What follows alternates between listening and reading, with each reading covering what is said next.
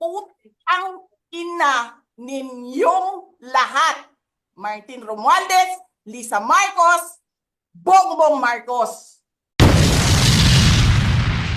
Basta na lang ba ganun? Sasabihin nyo I violated security regulations? Ano yun? Wala naman akong 2 baril. Nung sinabi sa akin na hindi ako pwede pumasok, nag-antay ako.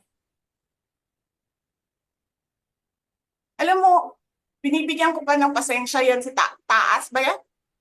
Kanina eh. Ngayon hindi na. Nagsinungaling pa siya.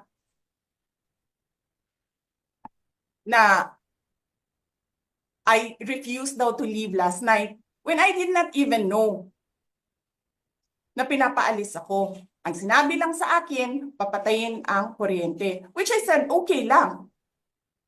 Kasi may flashlight naman ako. Hindi ko naman kailangan ng kuryente.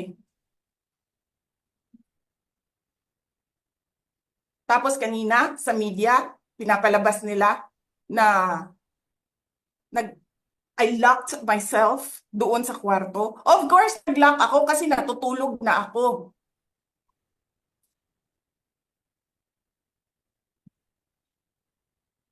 Tapos, what? Bawal ako magstay sa opisina ni Congressman Pulong Duterte. Bakit? Is not that government property? I was allowed by the lawful occupant and possessor of that office to stay there, to assist a detainee who is inconsolable right now, na hindi mo na alam kung yung sakit niya sa likod is a heart attack o ano, kasi hindi nila pinapapasok yung doktor. 'Di ba? So yes, hinahanap ko kanina, sabi ko, where is this permission from the speaker? Na meron kayong committee hearing kanina in the dead of the night to give an order na i-commit doon sa correctional facility. And where is the rule that says kapag may violation sa detention facility ay ililipat sa correctional facility? Ano yun? You make rules as you go along? Ano yun?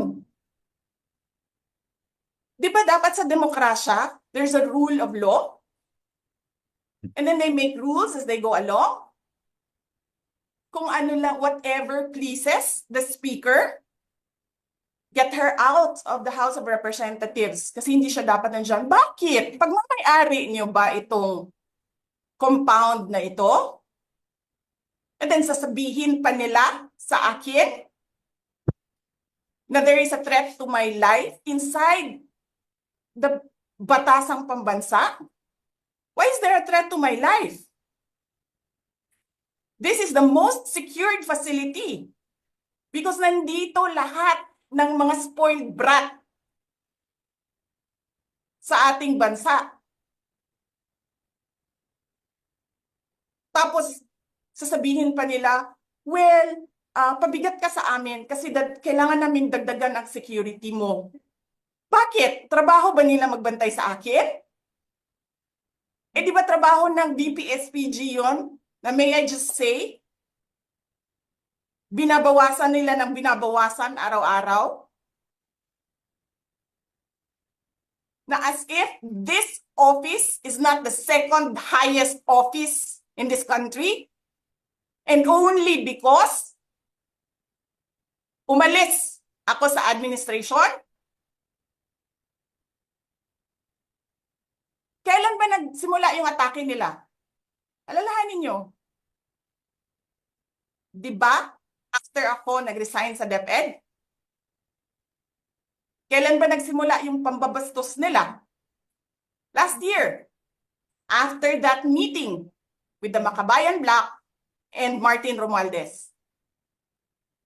They started destroying my name, pummeling me in the media with a multi-million PR campaign. Pinastos pa nila ako ng mga pagsisinungaling nila na kesyo taksil, kesyo korap, abusado. Putang ina ninyo.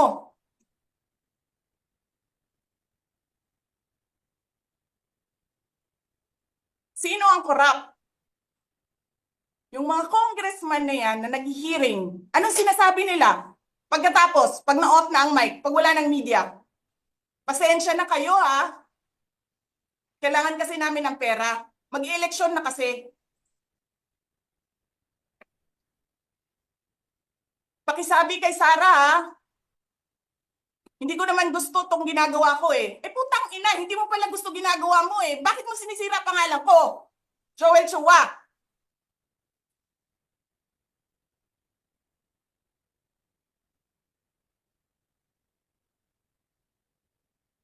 Ganyan. Ganyan ang bansa. This country is going to hell because we are led by a person who doesn't know how to be a president and who is a liar. Alam nyo anong pruweba ko na sinungaling siya? Tinanong ko, dalawang businessman. Matagal na sa negosyo ng bigas. Because I was concerned. This is a campaign promise. 20 pesos na kilo ng bigas. And so, I really sat down and talked to a businessman. Sabi ko, sabihin mo sa akin, kung magagawa ba yung 20 pesos? Sabi niya, hindi. Napaka-imposibleng gawin yan. Because more than 20 pesos ang cost. Paano ka magbenta ng palugi? So, tinanong ko, nagsinungaling ba siya nung sinabi niya? And then he said outright, yes. It's either he did not know what he was talking about, that's so incompetent, or he was lying through his teeth to get the votes of people. Putang ina ninyong lahat. Martin Romualdez, Lisa Marcos, Bongbong Marcos.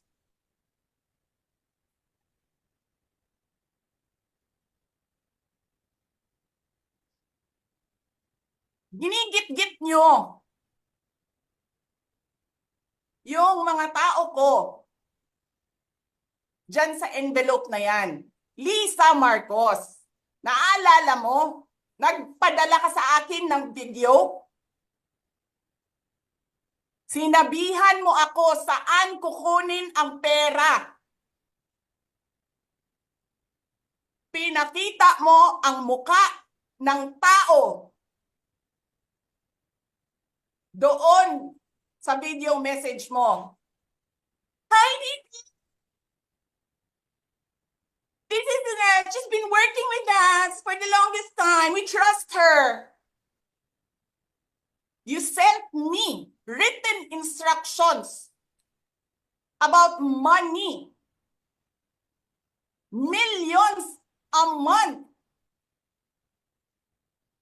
Anong nakalagay doon sa envelope?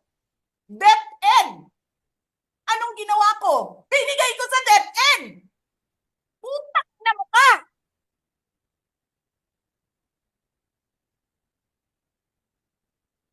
Wala ka ngang posisyon sa gobyerno, namimigay ka ng pera ng gobyerno eh.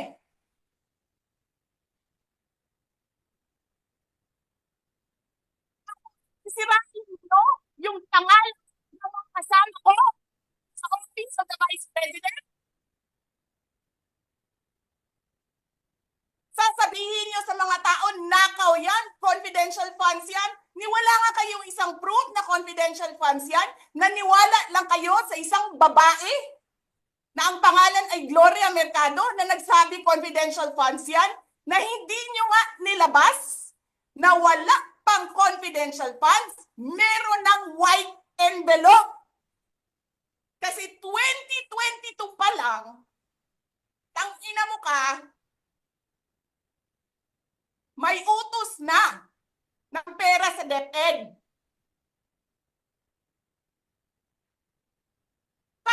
yung nagsisinungaling? Nagpipigil ako eh.